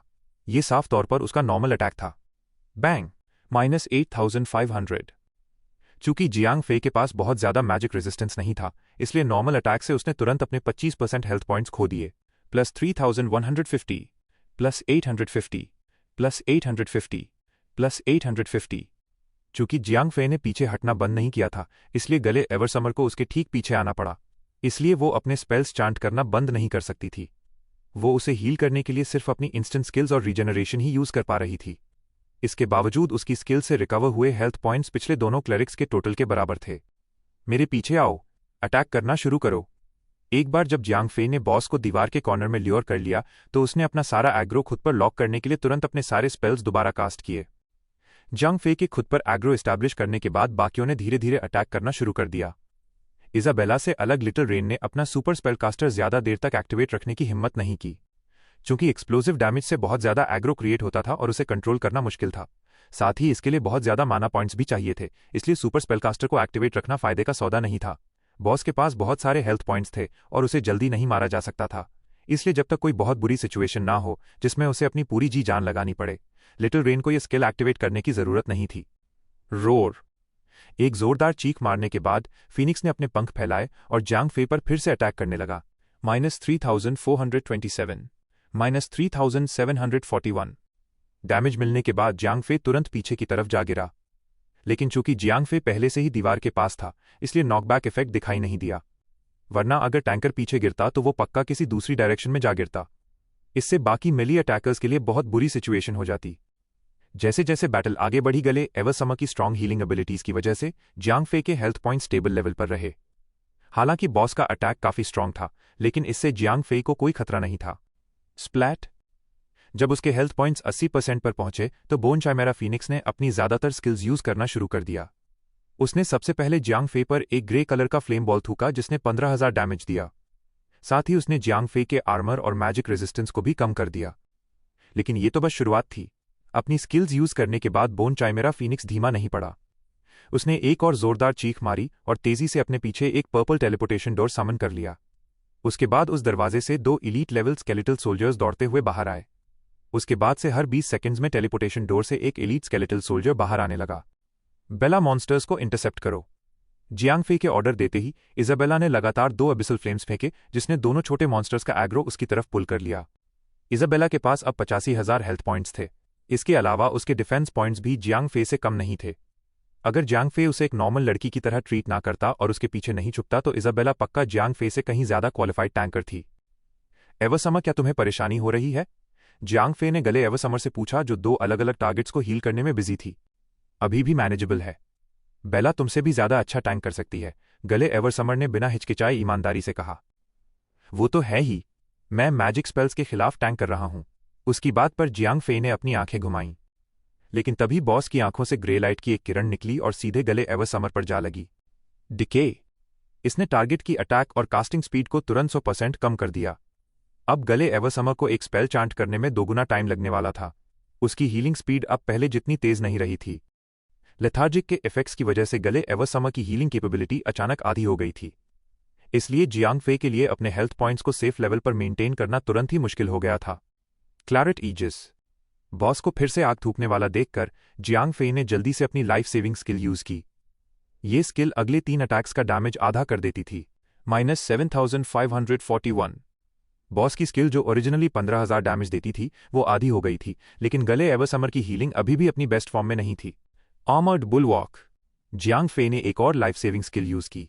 हालांकि आर्मर्ड बुलवॉक मैजिक डैमेज अब्सॉर्ब नहीं कर सकता था, लेकिन वो बॉस के बोनी विंग स्वाइप का डैमेज पक्का अब्सॉर्ब कर सकता था। बेला, छोटे मॉन्स्टर्स का एग्रो पुल करने के बाद बॉस पर अटैक करना कंटिन्यू रखो। जियांग फे को पता था कि वो इस बैटल को और ज्यादा डिले नहीं कर सकते। उसने कुछ पोशंस पीते हुए लाइफ लिंक भी एक्टिवेट कर दिया ताकि वो और इजाबेला हर सेकंड 500 हेल्थ पॉइंट्स रिकवर कर सकें। बॉस के पावरफुल अटैक्स के सामने हेल्थ पॉइंट्स रिकवर करने के लिए सिर्फ लाइफ लिंक के भरोसे बैठना काफी नहीं था। किस्मत से गले एवरसमर के पास कई इंस्टेंट हीलिंग स्किल्स थीं। हालांकि ये स्किल्स जियांग फे के हेल्थ पॉइंट्स को लगातार कम होने से रोक नहीं सकती थीं, लेकिन वो जियांग फे को कुछ और देर तक जिंदा जरूर रख सकती थीं। Blood pool +38,916। जियांग फे ने ब्लड पूल एक्टिवेट किया और अपने हेल्थ पॉइंट्स को वापस फुल कर लिया। हालांकि उसके हेल्थ पॉइंट्स लगातार कम हो रहे थे, लेकिन बॉस का भी यही हाल था। ये बॉस सिर्फ एक ही जगह रुककर अटैक करता था। भले ही बॉस क्लेरिक्स को कमजोर कर सकता था और उसके अटैक्स बहुत ज्यादा डैमेज देते थे, लेकिन उसने अटैकर्स को किसी भी तरह से रिस्ट्रिक्ट नहीं किया था। अटैकर्स अपनी पूरी ताकत से बॉस पर सेफली अटैक कर सकते थे, क्योंकि उन्हें इधर उधर भागने या अपनी पोजीशंस चेंज करने की कोई जरूरत नहीं थी। बॉस के सिर के ऊपर लगातार डैमेज फिगर्स आ रहे थे। ये साफ था कि ये बॉस, जिसके पास सिर्फ 3 लाख हेल्थ पॉइंट्स थे, वो जल्दी ही मरने वाला था। रॉ! बॉस जोर से चीखा और उसने अपने आसपास के बोन फ्रैगमेंट्स को जलाने की कोशिश की। बदकिस्मती से इजाबेला ने उन चारों मॉन्स्टर्स का एग्रो जनरेट कर लिया था जिन्हें बॉस ने पहले समन किया था, और उनमें से कोई भी नहीं मरा था। जाहिर है लाइफ फ्लेम ट्रांसफर यूज करने में फेल होने की वजह से बॉस की मौत तय थी। जियांग फे और बाकियों ने मिलकर उसे जल्दी ही मार गिराया। बॉस के मरते ही पोर्टल बंद हो गया। बचे हुए चारों छोटे मॉन्स्टर्स को 20 सेकंड से भी कम समय में मार दिया गया। डिंग! बॉस के मरते ही जाओ फेंग की बॉडी चमकी। उस छोटे मोटे लड़के का लेवल अप हो गया था। फिलहाल पार्टी में लिटिल रेन को छोड़कर बाकी सब लेवल 38 पर थे। लिटिल रेन अभी भी लेवल 37 पर था। 7 स्टार्स वॉरियर लेवल 39 पर पहुंचने ही वाला था। इससे पता चलता था कि इस सीक्रेट डंजन के मॉन्स्टर्स सच में बहुत सारे एक्सपीरियंस पॉइंट्स देते थे। अपने एक्सपीरियंस पॉइंट्स को देखते हुए जियांग फे को समझ आ गया कि वो लेवल अप करने से अभी भी बहुत दूर है। वो शायद अपने सामने मौजूद मॉन्स्टर्स के चारों ग्रुप्स क्लियर करने के बाद ही लेवल अप कर पाएगा। चलो देखते हैं इस बड़े मॉन्स्टर ने क्या ड्रॉप किया है, लिटिल रेन ने कहा। ठीक है। जियांग फे बॉस के चमकते हुए फ्रैगमेंट्स को पलटने के लिए आगे बढ़ा। स्वूश! एक नीली लाइट चमकी। FCK! एक एम्पावर्ड लीडर बॉस ने सिर्फ एक ब्लू इक्विपमेंट ड्रॉप किया। इस वक्त जियांग फे समेत हर कोई हैरान था। Recipe: Phoenix's Downfall. Use: allows you to learn how to make the equipment set Phoenix's Downfall. Required: Level 4 Tailor. Phoenix's Downfall. Cloth Armor Equipment Set 7. 7 Excellent. Equipment Set Physical Defense plus 575. Equipment Set Magical Defense plus 859. Equipment Set Intelligence plus 245. Equipment Set Vitality plus 55. Equipment Set Spirit plus 15. Magic Attack plus 125. Random Enhancement times 7. Level Requirement 40. Equipment Set Effect 37. Increases your magic attack by 10%. Equipment Set Effect 57. Increases the critical strike chance of your fire magic spells by 15%. Equipment Set Effect 77. Summons a skeleton phoenix to fight for you. The strength of the summoned skeleton phoenix is equivalent to an elite monster of your level. The effect lasts for 1 minute or until the phoenix is killed. Cooldown 2 hours. Equipment set recipe. Jiang फे की आंखें अचानक चमक उठीं। हालांकि ये सिर्फ एक excellent equipment set recipe थी, लेकिन इस क्वालिटी की रेसिपीज अनलिमिटेड टाइम्स यूज की जा सकती थीं। इसलिए वो पक्का इस इक्विपमेंट सेट को बड़ी क्वांटिटी में प्रोड्यूस कर सकता था। चूंकि क्राफ्टिंग के बाद एक्चुअल पीसेस ऑफ इक्विपमेंट के मुकाबले इक्विपमेंट सेट रेसिपी की क्वालिटी ज्यादा होती थी, इसलिए नॉर्मल सर्कमस्टांसेस में क्राफ्ट होने पर यह इक्विपमेंट सेट सिर्फ एक ग्रीन इक्विपमेंट सेट होता। लेकिन इस इक्विपमेंट सेट के एट्रीब्यूट्स की वजह से अगर कोई प्लेयर इस ग्रीन इक्विपमेंट सेट को पहनेगा तो वो किसी दूसरे प्लेयर से कम नहीं होगा जिसके पास इंडिविजुअल ब्लू इक्विपमेंट हो। ऑसम! लिटिल रेन को तुरंत इस इक्विपमेंट सेट में इंटरेस्ट आने लगा। चूंकि इसे मैस प्रोड्यूस किया जा सकता था, इसलिए अगर वो कोई अच्छा टेलर ढूंढ लें और उनके पास काफी फंड्स हों तो वो पक्का एक्सेलेंट क्वालिटी के इक्विपमेंट सेट्स बना सकते थे। हालांकि किसी अच्छे टेलर के सच में एक्सेलेंट इक्विपमेंट सेट्स क्राफ्ट करने के चांसेस जियांग फे से कहीं ज्यादा कम थे, लेकिन बाकी टेलर्स जियांग फे के मुकाबले बहुत ज्यादा क्राफ्टिंग करते थे। जियांग फे महीने में सिर्फ एक बार इक्विपमेंट क्राफ्ट करता था। चूंकि बाकी टेलर्स रोज इक्विपमेंट क्राफ्ट करते थे, इसलिए अगर वो एक दिन में कोई एक्सेलेंट इक्विपमेंट सेट क्राफ्ट नहीं भी कर पाए तो वो एक हफ्ते में तो पक्का कर ही लेंगे ना। क्या हमारी गिल्ड में अच्छे टेलर्स हैं? जियांग फे ने रोजेट रोज को मैसेज भेजा। वैसे भी सिर्फ उसी को इन चीजों के बारे में पता होता था। हो, अगर तुमने मुझसे ये सवाल पहले पूछा होता तो मुझे सच में ना कहना पड़ता, लेकिन अब हमारे पास हर प्रोफेशन है। रोजेट रोज हंसी। आखिर मैजिथीव्स और आर्कोसियोस सैंक्चुरी को अक्वायर करने के बाद सिर्फ मेन टीम्स के कॉम्बैट प्लेयर्स ने ही नए कॉन्ट्रैक्ट साइन नहीं किए थे, वो हाई लेवल्ड प्रोफेशन प्लेयर्स भी ट्रांसफर होकर आ गए थे। जिसकी सक्सेस रेट और असेंडेड अपग्रेड बोनस रेट सबसे ज्यादा हो उसे चुन लेना। वापस आकर मैं उसी से काम करवाऊंगा, जियांग फे ने रोजेट रोज से कहा। ठीक है, रोजेट रोज ने सिर हिलाया। वो इन प्रोफेशन प्लेयर्स को बहुत अच्छी तरह जानती थी, इसलिए ये काम उसके लिए जरा भी मुश्किल नहीं था। चलो, मैंने इस काम के लिए एक टेलर ढूंढ लिया है। अब आगे बढ़ते हैं, जियांग फे ने मुस्कुराते हुए कहा। चूंकि हॉल में सारे मॉन्स्टर्स प्रॉपर्ली लाइन में खड़े थे, इसलिए जियांग फे और बाकियों को बार बार आगे पीछे नहीं जाना पड़ा। कुछ लोगों के रेस्ट करने और अपने सारे हेल्थ पॉइंट्स और माना पॉइंट्स रिकवर करने के बाद जियांग फे मॉन्स्टर्स की सेकेंड वेव से लड़ने के लिए रेडी था। इस बार हम पहले राइट साइड वालों से लड़ेंगे। बाकियों को बताने के बाद जियांग फे दाईं तरफ वाले स्केलेटन्स और उस बड़े हरे झंडे की तरफ दौड़ पड़ा। वो छोटे मॉन्स्टर्स बिल्कुल पिछली वेव वालों की तरह ही थे, उनमें कुछ भी स्पेशल नहीं था। हमेशा की तरह जियांग फे ने एग्रो जनरेट किया, जबकि इजाबेला और little rain area of effect skills के साथ मॉन्स्टर्स को मारने का काम संभाल रहे थे। बाकी लोग जरूरत पड़ने पर बीच बीच में मदद कर देते। अगर कोई छोटा मॉन्स्टर बचकर भागता तो वो उसे मार देते। बहुत जल्दी मॉन्स्टर्स की ये वेव भी खत्म हो गई। क्लैक! एक बार फिर जमीन पर बिखरी हुई सारी हड्डियां इकट्ठी होने लगीं। साय पता नहीं इस बार ये क्या बनने वाला है, जाओ फेंग ने सिर हिलाते हुए कहा। थोड़े ही समय में हड्डियों ने अपनी कंबाइनिंग और रीबर्थ प्रोसेस पूरी कर ली। उन्होंने एक ऐसा विशाल मॉन्स्टर बनाया जो 5-6 मीटर्स लंबा था, लेकिन 10 मीटर से ज्यादा चौड़ा था। उसके पास घोड़े का चेहरा, कुत्ते की नाक, गाय का मुंह, हिरन के सींग, सांप का शरीर, चील के पंजे, शेर की पूंछ और झींगे जैसी मूछें थीं। हालांकि ये सिर्फ एक स्केलेटन था, लेकिन ये साफ तौर पर ईस्ट का एक विशाल ड्रैगन लग रहा था। SH*T, मुझे समझ आ गया। ये चारों रंगीन झंडे शायद चाइना के 4 मिथोलॉजिकल क्रीचर्स को रिप्रेजेंट करते हैं। इस प्रिंसेस मॉज़ोलियम का आखिर क्या राज है? अपने सामने उस विशाल स्केलेटन ड्रैगन को देखते हुए जियांग फे खुद से बड़बड़ाया। Bone chimera green dragon, specter empowered leader, level 43, health points 400,000, attack power 9,800, skills claw, sweeping tail, dragon tail, deathly dragon breath, deathly dragon roar, claw, immediately attack a target once causing a lot of damage. Sweeping tail, the green dragon waves its tail attacking 2 enemies behind or beside it, causing a lot of damage and knocking the target back. Each time a target is hit by sweeping tail, the green dragon's attack power increases by 100% and the effect lasts for 10 seconds. Dragon tail, the green dragon moves around in between enemies at a high speed and randomly launches 3 attacks causing a lot of damage. If dragon tail kills a target, the green dragon recovers 20% of its health points. Deathly Dragon Breath, the green dragon spits dragon breath in a fan-shaped area in front of it, causing a lot of damage while reducing the attack power of targets by 10%. The effect lasts for 10 seconds. Deathly Dragon Roar, instantly inflicts a lot of damage to all enemies within the range of 50 meters, silencing them for 3 seconds. After using Dragon Roar, the boss enters a violent state and its attack power increases by 50%. The effect lasts for 5 seconds. FCK, Phoenix के बाद अब green dragon आ गया। इन चारों F इन टुकिंग रंगीन झंडों का मतलब शायद ये है कि हमें चारों मिथोलॉजिकल क्रीचर से लड़ना होगा। जियांग फे अभी भी बॉस के एट्रीब्यूट्स देख ही रहा था कि जाओ फेंग ने कंप्लेन करना शुरू कर दिया। ये बॉस काफी डिफिकल्ट है। बॉस के एट्रीब्यूट्स पढ़ने के बाद जियांग फे ने गहरी सांस ली। ये बॉस पहले वाले फीनिक्स जैसा नहीं था। हालांकि फीनिक्स की अटैक पावर ज्यादा थी, लेकिन वो सिर्फ टैंक पर अटैक करता था, इसलिए बाकी लोग आराम से उस पर अटैक कर सकते थे। ये ग्रीन ड्रैगन अलग था। ये मेली और रेंज्ड अटैकर्स दोनों पर अटैक करता था। अगर थोड़ा भी ध्यान न दिया तो कोई भी आसानी से मारा जा सकता था, इसलिए सबको लगातार मूव करते रहना था। इसके अलावा अगर इस बॉस की स्किल्स किसी नॉन टैंक प्लेयर को लग जाती तो ये या तो वायलेंट हो जाता या अपनी थोड़ी हेल्थ रिकवर कर लेता। इसे हैंडल करना काफी मुश्किल था। अगर किसी एक ने भी गलती की तो पूरी टीम को इसका नुकसान उठाना पड़ेगा। वॉरियर, तुम मेरे साथ खड़े रहना। जब मैं मूव करने को कहूं तो ड्रैगन के मुंह से बचने के लिए उसके साइड में चले जाना। जियांग फे ने सबसे पहले 7 स्टार्स वॉरियर को समझाया। आखिर पार्टी में वही इकलौता मेली अटैकर था। अगर बाद में उन्हें इधर उधर मूव करना पड़ा तो सबसे ज्यादा परेशानी उसी को होगी। बाकी सब बॉस के दोनों साइड से 10 मीटर्स दूर खड़े होकर अटैक करना।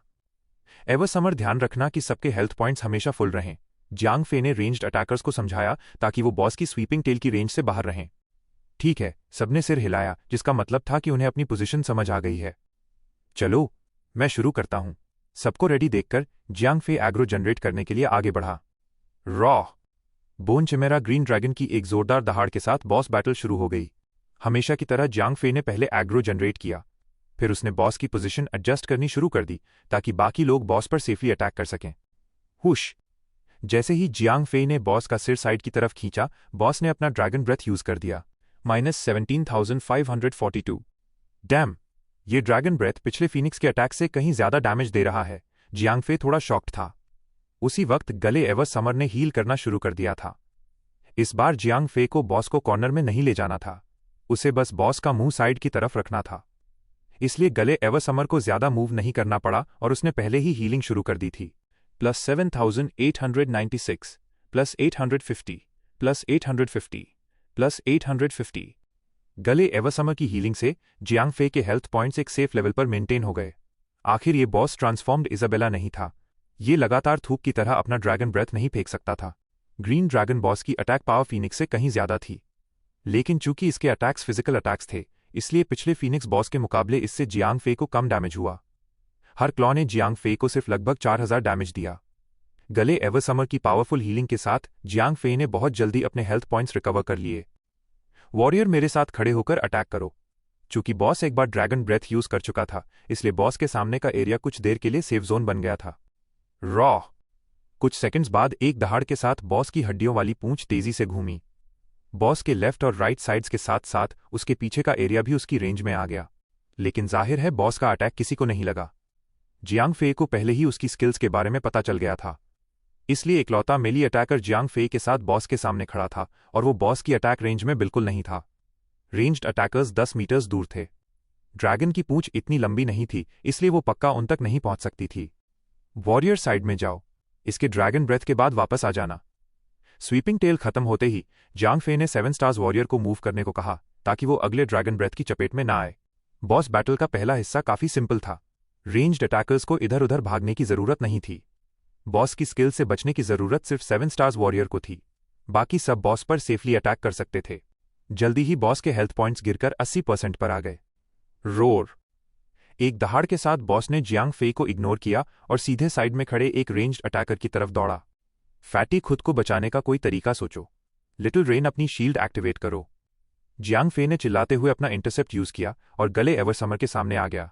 -6854, -14,821 ट्रांसफर्ड, -13,752 अब्जॉर्ब्ड। बॉस का पहला ड्रैगन टेल टारगेट गेल एवरसमर थी, लेकिन जियांग फे ने इंटरसेप्ट यूज करके अटैक को ब्लॉक कर दिया और उसका डैमेज खुद ले लिया। बॉस ने जियांग फे को सिर्फ लगभग 7000 डैमेज दिया, लेकिन लिटिल रेन और जाओ फेंग को कहीं ज्यादा डैमेज हुआ। इससे साफ था कि गले एवरसमर, जो खुद एक क्लॉथ आर्मर क्लास थी, अटैक लगने पर तुरंत मारी जाती।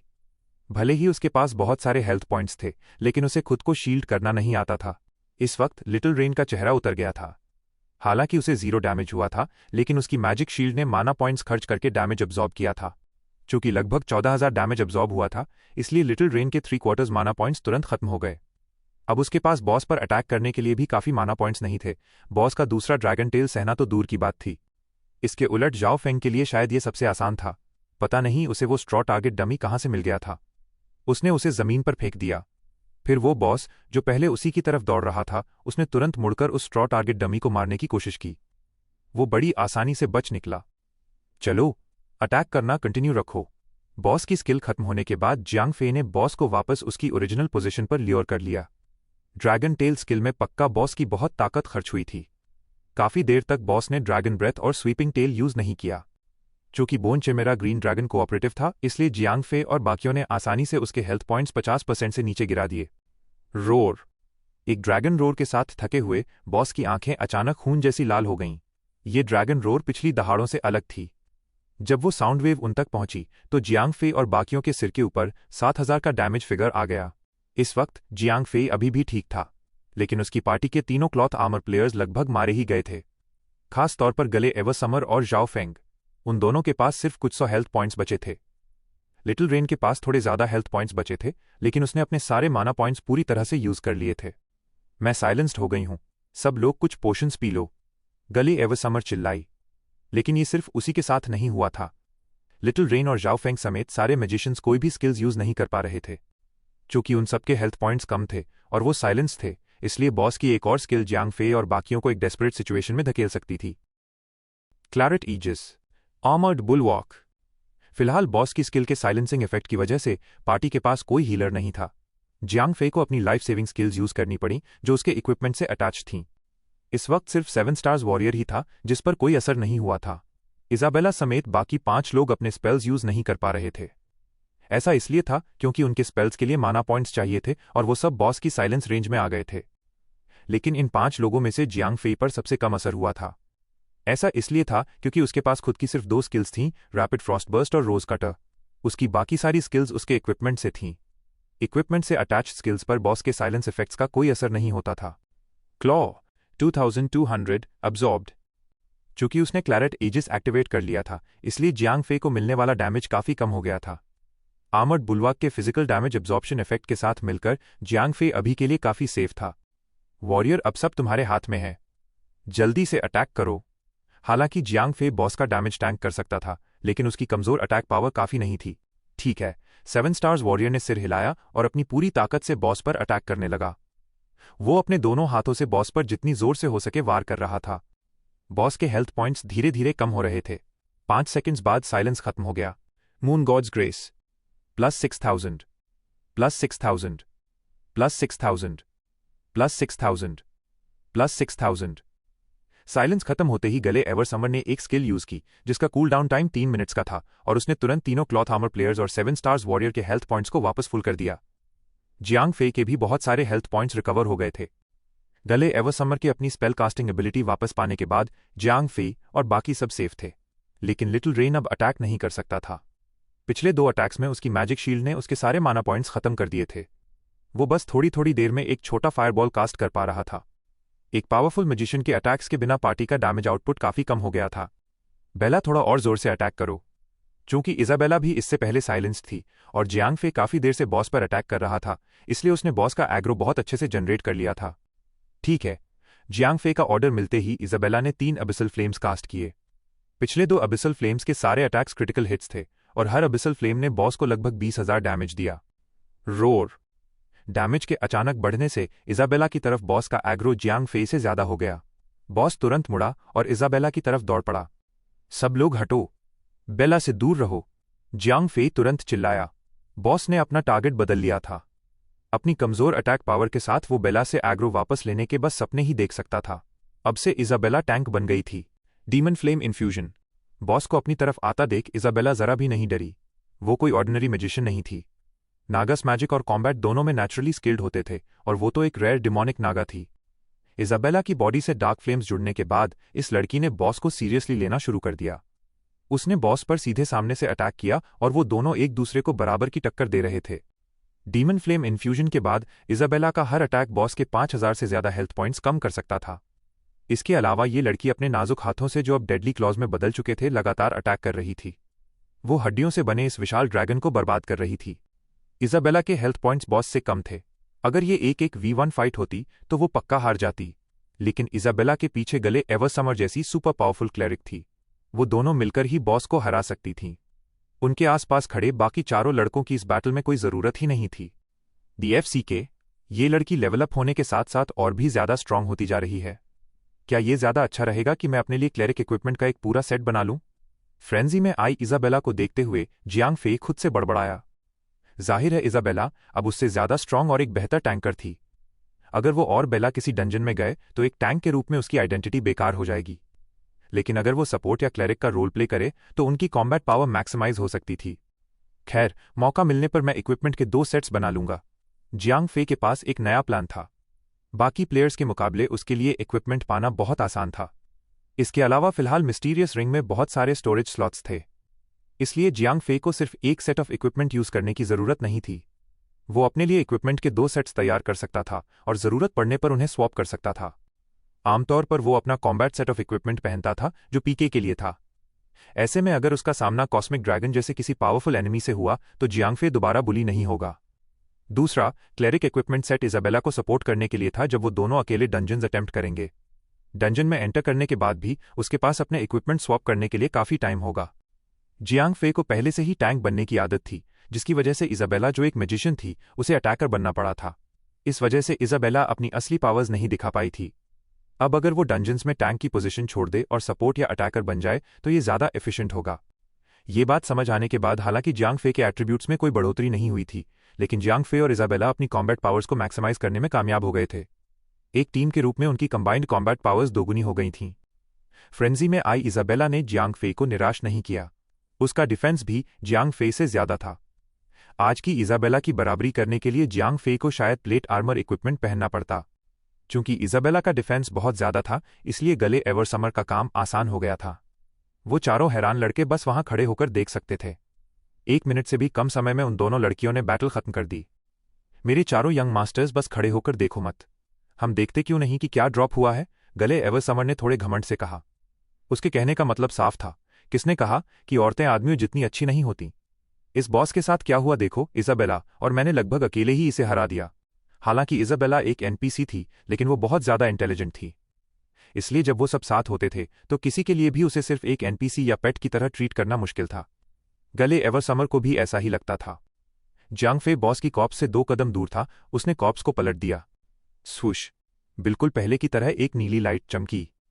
जैसा सोचा था, जियांग फे ने अपने हाथ में इक्विपमेंट सेट रेसिपी को देखा और उसे सब समझ आ गया।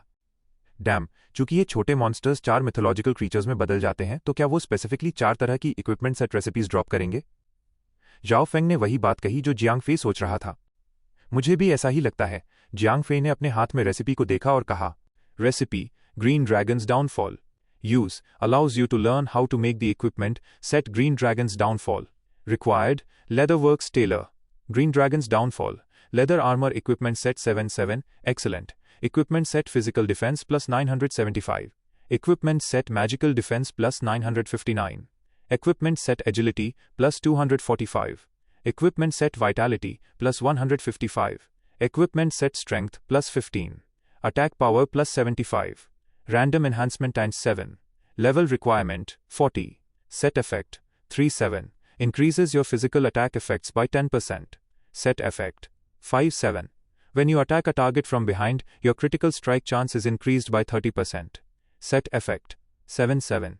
Summons a Green Dragon Soul Infusion, increases your attack power by 50% and total health points by 3000. The effect lasts for 30 seconds. Cooldown 4 hours. Green dragons downfall equipment set एक काफ़ी अच्छा लेदर आर्मर इक्विपमेंट सेट था। इससे बहुत सारी agility मिलती थी, इसलिए ये इक्विपमेंट सेट बैंडिट्स या असैसिन्स जैसे अटैकर्स के लिए एक असेंडेड इक्विपमेंट सेट था। फीनिक्स सेट क्लॉथ आर्मर है और green dragon set leather armour है। क्या इसका मतलब अगला व्हाइट टाइगर और डार्क टॉर्टोइस चेनमेल और प्लेट आर्मर होंगे? 7 स्टार्स वॉरियर ने सोचा। शायद हाँ। जियांग फेई ने सिर हिलाया। फिलहाल जैसी सिचुएशन थी, उसे देखकर लग रहा था कि ये सीक्रेट डंजन इन्हीं इक्विपमेंट सेट रेसिपीज के लिए बना है। अगर सच में ऐसा था तो वो लोग पक्का मालामाल होने वाले थे। अंदाजा लगाने का क्या फायदा? चलो आगे बढ़ते हैं, गले एवर समर ने कहा। चूंकि पिछला फीनिक्सेस डाउनफॉल इक्विपमेंट सेट साफ तौर पर एक अटैकर इक्विपमेंट सेट था, इसलिए वो उसके जैसी क्लेरिक के लिए किसी काम का नहीं था। अगर आगे ड्रॉप होने वाली दोनों equipment set recipes plate armour और चेनमेल हुई तो इस सीक्रेट डंजन ट्रिप से उसे सिर्फ एक्सपीरियंस पॉइंट्स ही मिलेंगे। ठीक है, जियांग फे ने सिर हिलाया और बाईं तरफ वाले मॉन्स्टर्स की तरफ दौड़ पड़ा। चूंकि इन छोटे मॉन्स्टर्स में कुछ भी अलग नहीं था, इसलिए जियांग फे और बाकियों ने आसानी से इन सैकड़ों इलीट मॉन्स्टर्स का सफाया कर दिया। Clatter clatter. हड्डियों के टुकड़े फिर से जुड़ने लगे और उनका फाइनल फॉर्म जियांग फे और बाकियों की उम्मीदों से अलग नहीं था। जैसा सोचा था, वो एक विशाल स्केलेटन व्हाइट टाइगर था। जियांग फे और बाकियों के सामने वैसा ही 4 या 5 मीटर्स लंबा मॉन्स्टर खड़ा था। उस विशाल स्केलेटन व्हाइट टाइगर के पंजे और दांत रोशनी में चमक रहे थे, जिससे सबके रोंगटे खड़े हो गए। उन्हें तुरंत समझ आ गया कि यह फाइट आसान नहीं होने वाली है। Bone chimera white tiger, level 43, health points 500,000, attack power 11,000, skills pounce, bite, tiger roar, frenzy, king of the beasts. Pounce. The white tiger randomly pounces on a non-current target, causing a lot of damage. If there are other enemies within 10 meters of the pounce target, the white tiger will continue to pounce and its damage will increase by 30%. Bite. Immediately causes a lot of damage to its current target, ripping the wound open and causing a bleeding effect.